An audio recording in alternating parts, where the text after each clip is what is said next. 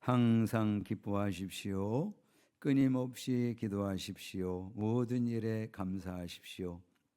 이것이 그리스도 예수 안에서 여러분에게 바라시는 하나님의 뜻입니다. 아멘. 오늘 18절의 말씀해 보니까 이것이 그리스도 예수 안에서 여러분에게 바라시는 하나님의 뜻입니다. 그런데 이것이 뭐예요, 여러분? 이것이 뭐냐고?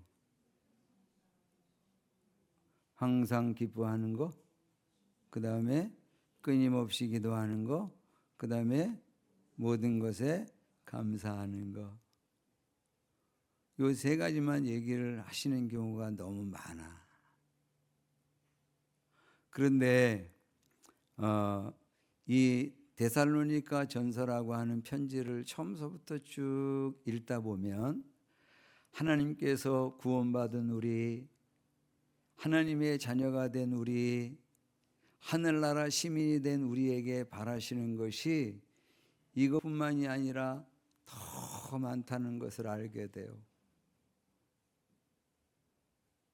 굉장히 많아요. 요 세 가지, 항상 기뻐하는 거, 끊임없이 기도하는 거, 모든 일에 감사하는 거, 요 세 가지 말고 더 많아요. 얼마나 많은지 모르겠어요. 그거 몇 가지만 더 찾아볼까요? 4장 3절의 말씀을 보세요. 4장 3절. 거기 4장 3절에 보니까 하나님의 뜻은 여러분이 성결하게 되는 것입니다. 그랬잖아요. 하나님의 뜻이 뭐라고? 우리 모두가 성결하게 되는 것이라. 그러기 위해서 어떻게 하라고? 음행을 멀리해야 된다고. 그리고 이방 사람같이 5절의 말씀해 보니까 세욕에 빠져서는 안 된다고.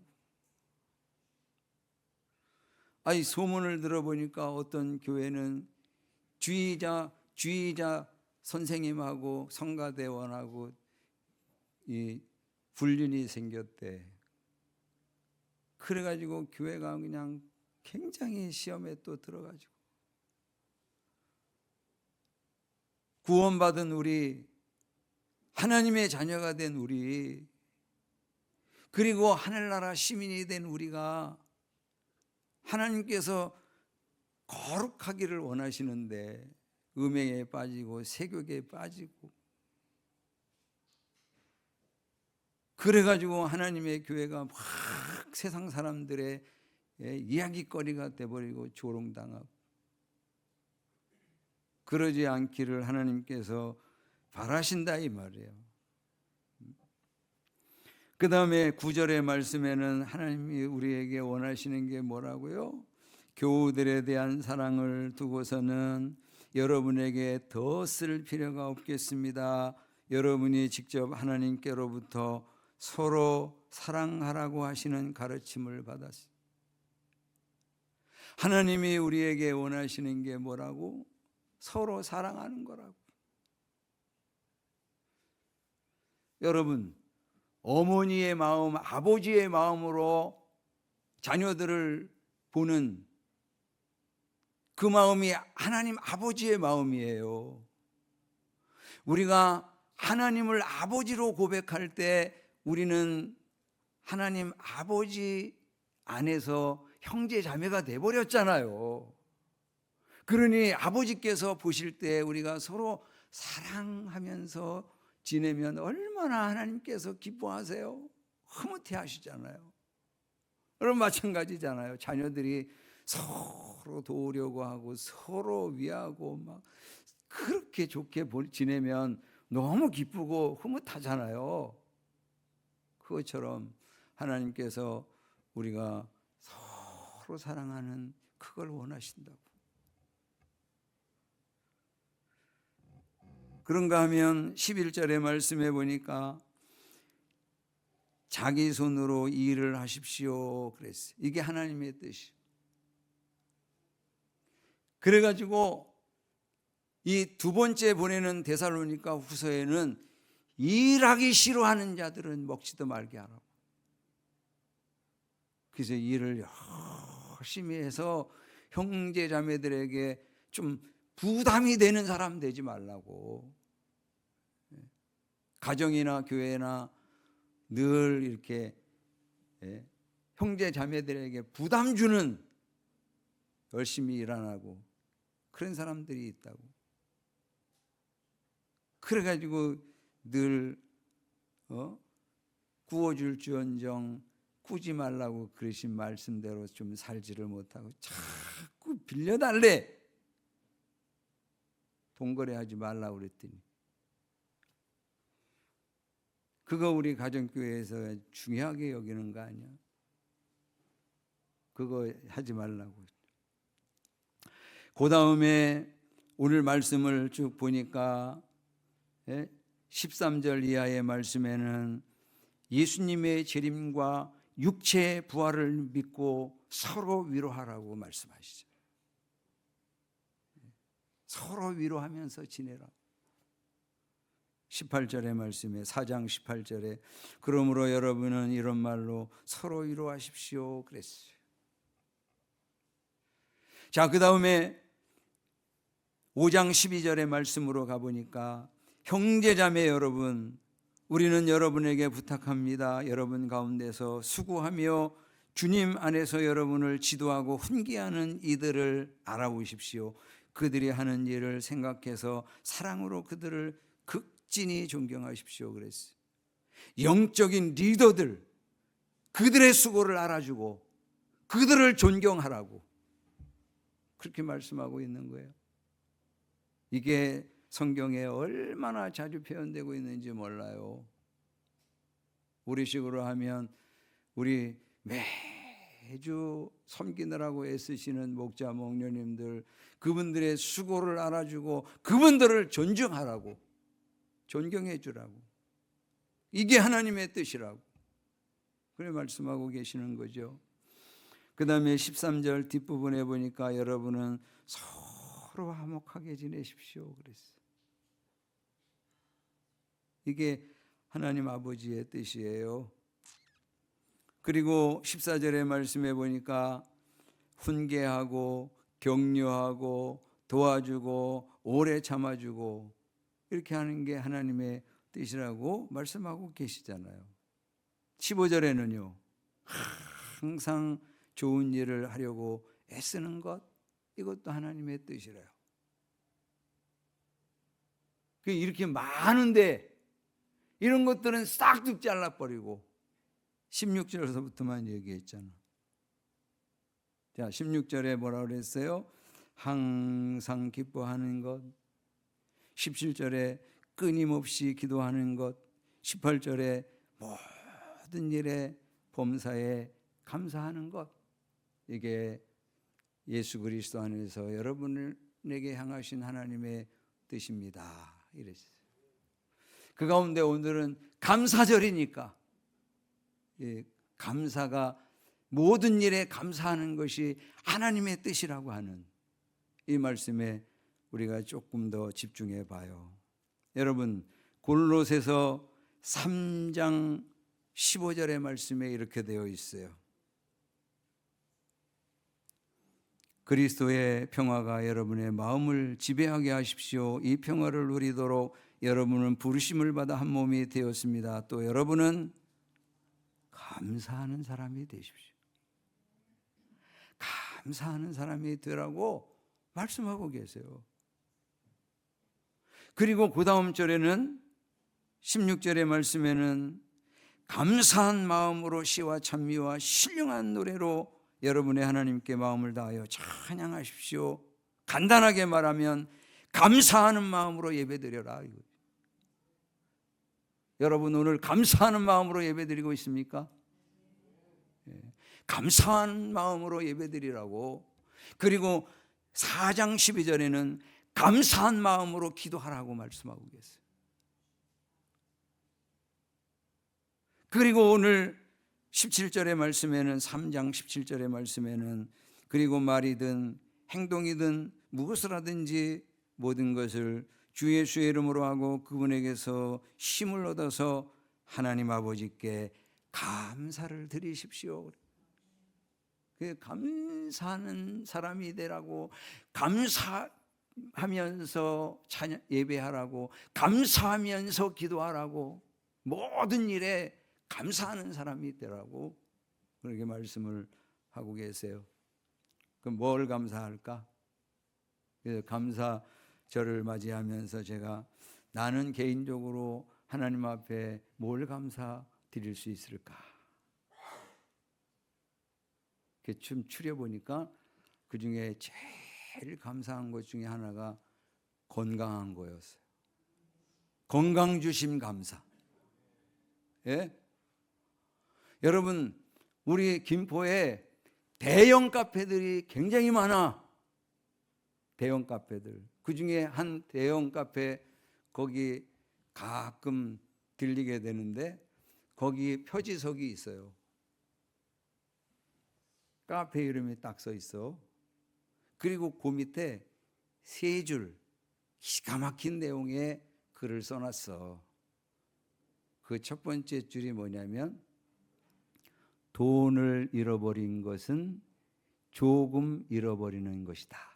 이렇게 써 있어.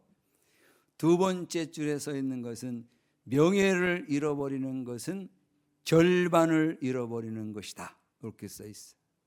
마지막 세 번째, 건강을 잃어버리는 것은 모든 것을 잃어버리는 것이다. 이렇게 써 있어요. 그거 왔다 갔다 하면서 그걸 보면 공감이 돼. 왜냐하면 뭐 수십억을 가지고 있어도 건강을 잃어버리는 그런 분들은 하나도 소용이 없어. 그런데다가 자녀들이 자꾸 그것 때문에 싸워 또. 이게 뭐냐고 이게 도대체. 건강을 하나님께서 주셔서요. 그동안 제가 23년이 넘도록 목회하면서 건강 어디 아파가지고 설교를 못한 적이 있어? 한 번도 없더라고. 특히 올해 들어와가지고 한 번도 제가 어디 몸이 아파가지고 설교를 못한 적이 없어. 주일이고 수요일이고 새벽이고 간에 나 건강이 여의치가 않아서 설교가 안 되겠어요. 이런 적이 한 번도 없잖아. 그런데 요 근처에 있는 큰 교회 한 목사님은 새벽 설교를 하다가 공황장애가 와버렸어. 그래가지고 설교를 중단하고 내려와 버렸어. 젊은 목사님인데. 그런가 하면 우리 김포에 제일 오래된 교회 이 목사님도 젊어요. 근데 이 목사님도 갑자기 금요일쯤에 귀 쪽서부터 이게 신경계가 갑자기 아프기 시작하더니 병원에 입원해가지고요. 아파도 원래 좀 월요일쯤에 아파야 되는데 목회자들은 금요일 날 아프는 바람에 병원에 입원해가지고 못 나왔잖아. 그래서 부목사님이 설교를 해버렸어. 그런데 문제는 뭐냐? 이게 많이 상했대. 그래가지고 그 젊은 목사님이 여기 보청기를 요즘에 끼고 다녀. 어떤 주파수의 얘기가 안 들린대. 그래서 그거 딱 끼고 다녀. 그런 걸 보면서 하나님께서 이렇게 건강 주셔가지고 한 번도 이게 주의를 빠지지 않고 이렇게 잘 설교할 수 있게 해주시니 얼마나 감사하지. 두 번째 감사는 지지난주에 세례를 줬잖아. 유순자 성도님이 세례 안 받았으면 올해 세례 한 명도 못 줄 뻔했어. 그럼 부끄러워가지고 제가 어떻게 할 뻔했어. 여러분, 우리 가정교회 사역원에는 매년 보고를 올려야 돼. 올해 세례를 몇 명 줬는지. 근데 올해 제가 보고하면서 빵명 이래봐요. 정말 면목이 없었을 거야. 근데 올해 우리 유순자 성도님이 세례를 받으세요. 예수님을 주인으로 모셔드리고, 그리고 옛 과거에 나는 죽고 새로운 그런 하나님의 자녀로 다시 태어났다 하는 신앙 고백을 가지고 세례를 받으신 거잖아요. 그러니까 얼마나 감사하냐. 세 번째로 감사한 거는 분립 개척을 하고, 그리고 나서 2년 동안 우리가 계속 기도하면서 후원을 해드렸는데, 그런데 이게 여전히 힘을 내지 못하고 계속 그러고 있으면은 어떡하냐고. 그런데 새 가족들이 많이 오고 막 그래가지고 배가를 했잖아. 배가. 예? 우리가 16명 정도밖에 안 보냈는데, 그런데 30여 명이 모여가지고 예배 드리고 말이지. 이제는 자립할 수 있는 그런 여건을 만들어 놨잖아. 그러니까 얼마나 감사한지요. 근데 어떤 분들은 이 교회를 분립한 거에 대해서 해석을 잘못하시는 분들이 있어. 교회 분립을 제가 착해가지고 한 줄 알고. 나 착하지 않아요, 여러분. 제 욕심이 없어가지고 그런 줄 알고. 제가 욕심이 얼마나 많은지 아세요? 그 목사님은 착해 빠져가지고 만날 분 아니에요, 여러분. 제가 교회를 분립한 것은 주님이 원하시는 일이라고 믿었기 때문이에요. 주님이 기뻐하신다라고 믿는 믿음이 있었기 때문에. 종이잖아요, 종이니까 순종해야지. 그래서 했을 뿐이야. 그런데 그거를 하는 데 있어서 속으로는 얼마나 힘들었는지 여러분들에게 내가 그걸 표현을 못했지만 힘들었다고. 저는 본래 착하기 때문에 그런 거 하는 데 있어서 하나도 부대낌이 없고 그냥 저절로 되어지는 게 아니란 말이에요, 여러분. 힘들어요, 저도. 그런데 그럼에도 불구하고 주님이 원하시는 일이니까, 주님이 기뻐하시는 일이니까, 그래가지고 종으로서 그냥 순종해 드렸을 뿐이야. 그런데 이렇게 교회가 자립의 여건을 만들기 시작하고, 그리고 다른 목사님들이나 혹은 다른 교회 성도님들은 이걸 들으면서 감동이에요. 목사님 어떻게 그럴 수가 있어요? 큰 교회도 아닌데 작은 교회가 어떻게 분립을 했어요? 뭐 이래. 그러면서 칭찬을 해준다고. 근데 여러분들은 당사자이기 때문에 별로 감동이 없어, 여러분들은. 그런데 다른 교회 목사님들이나 성도님들은 조그만 교회에서 어떻게 그런 걸 했냐고 그러면서 칭찬해 주시고 감동이라고 자꾸 그래. 여러분, 올해 제가 감사한 것들을 추리면서 이렇게 생각해 보니까 그럼에도 불구하고 여전히 힘들고 어려운 일들도 있어요. 재정적으로도 빡빡하게 돌아가죠.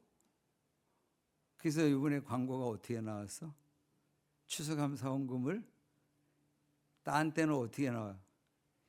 이웃을 위해 다 쓰겠다고 그렇게 나오잖아. 23년 동안 그렇게 해왔잖아. 근데 이번에는 어떻게 나왔어요? 교회의 필요와 이웃을 섬기는 데 사용하겠다. 그래 나왔잖아요. 제가 여러분들이 고민하는 그 포인트를 알기 때문에 그렇게 광고한 거예요. 어떤 분들은 추수감사절 드리면 목사님이 이번에도 또 다 퍼주겠지. 그래가지고는 교회에서 좀 쓸 수 있도록 요거 조금만 드리고 그렇게 해야지. 그런 고민들을 하고 계시는 걸 내가 알아차렸거든. 여러분, 성도들이 그 정치적인 그런 입장이나 이념 때문에 떠나게 되는 그런 아픔도 겪었잖아. 참 이게 뭔지. 여러분, 미국 교회에 있어서 가장 치명적인 오래된 아픔이 뭔지 아세요? 인종차별이에요. 지금까지도 이게 해결이 안 돼. 그래가지고 어떤 교회는 흑인들이 갈 수가 없어. 근데 요즘에 이분들처럼 해봐. 목사님이 예를 들어서 그런 거 안 해가지고 떠난다 그러면 어느 한쪽에 딱 편을 안 들어준다고 떠나봐. 그 우리 교회는 그냥 고 정치적인 성향만 가지고 있는 그 사람들만 모이는 교회가 될 거 아니야. 이런 어처구니 없는 교회가 어디 있어? 사도 바울은 뭐라고 그랬습니까? 유대인이나 헬라인이나 종이나 노예나, 아니 노예나 주인이나 남자나 여자나 어린아이나 어른 할 것 없이 다 그리스도 안에서 하나가 되라고 그렇게 얘기했는데 미국 교회는 그거를 해결하지 못하고 인종차별을 아직도 해결을 못하고 있고, 근데 우리 한국 교회는 이제는 좌쪽에 있는 분들만 모이고 우쪽에 있는 분들만 모이고 그런 교회를 만들어야겠어?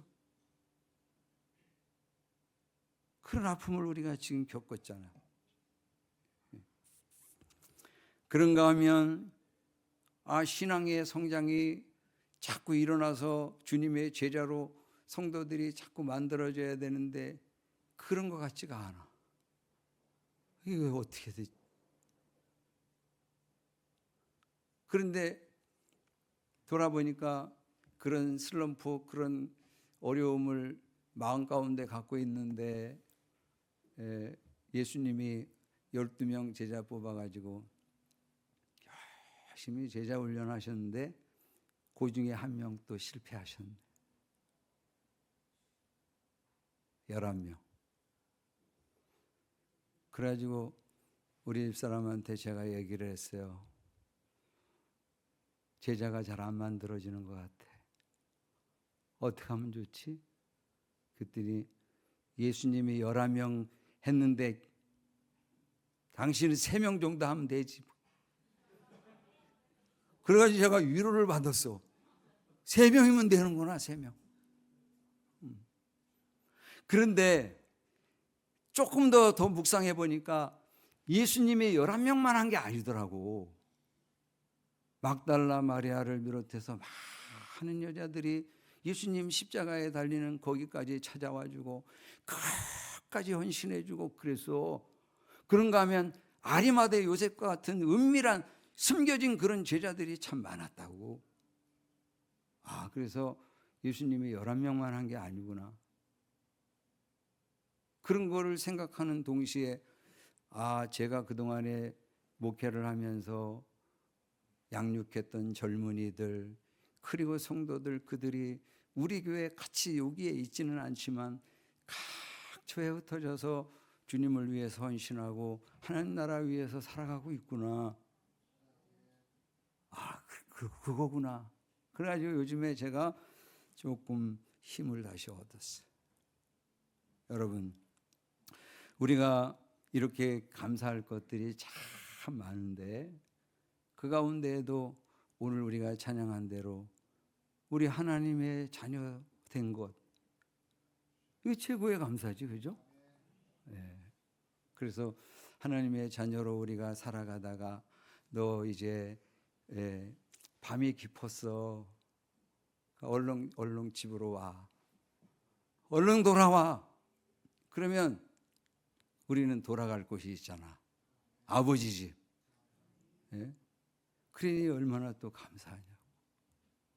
예수 그리스도를 믿음으로 말미암아 우리가 하나님의 자녀가 되었고 그 자녀의 신분을 가지고 이 세상에서 조금 더 지내면서 하나님 위해 헌신하고 애쓰고 그러다가 밤이 깊었다. 사명을 다했다. 그러니 빨리 들어와라. 그러면 우리는 아버지 집에 갈 수 있게 됐잖아. 그러니까 얼마나 감사하냐 이 말이죠. 제가 말씀 준비하는데 슬로건이 하나 생각났어요. 섬김이 있어야 기쁨이 있고 헌신이 있어야 감사가 있다. 이거 딱 떠오르더라고. 여러분, 우리가 헌신해야 되고 섬겨야 될 때 그거를 자꾸 주저하고 그러면은 어떤 일이 벌어지는지 아세요? 마음이 무거워지기 시작해. 찜찜해. 그러다가 그것 때문에 딱 시험에 들어 또 그거 못하고 그러다. 헌금 드려야 되는데 그거 못 드리잖아요. 자꾸 찜찜해. 마음이 무거워.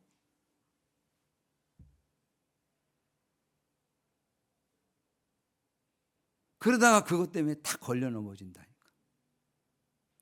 그런데 하나님 주시는 마음이 딱 있을 때 헌신하고 섬기고 그러면 거기까지 가는 게 쉽지는 않아. 근데 톡하덕 해드리면 기쁨이 있고 감사가 있고. 예? 아니 저기 박 집사님네서 쌀을 가져다 준대. 그래서 내가 얼마나 가져오는데 그랬더니 20kg요 그러더라고. 아니 딴 때는 왜 100kg씩 80kg씩 가져오더니 왜 그러는 거야? 그랬더니 이번에는 어쩌고 저쩌고요 뭐 그러면서 핑계를 대더라고. 아니 평상시에 한 80kg씩 갖다가 놓은 사람들이 왜 그러는 거야? 그래가지고 알았어 마음대로 해. 그리고 이제 끊었어요. 그런데 금요일 날 싣고 왔는데 120kg나 가져왔어. 그러더니 교회용으로 80kg래. 그래서 제가 창고에다 지금 싸놨잖아. 살짝 고민했나 봐. 그러다가 80kg 딱 갖다 놓으니까 어때? 굉장히 마음이 기쁘잖아. 거기까지 오기가 힘들어. 막 부대껴. 이거 다 드리고 나면 우리가 1년 동안 먹어야 되는데. 그런데 딱 드리고 나면 기쁨이 온다고요. 감사가 생긴다고요.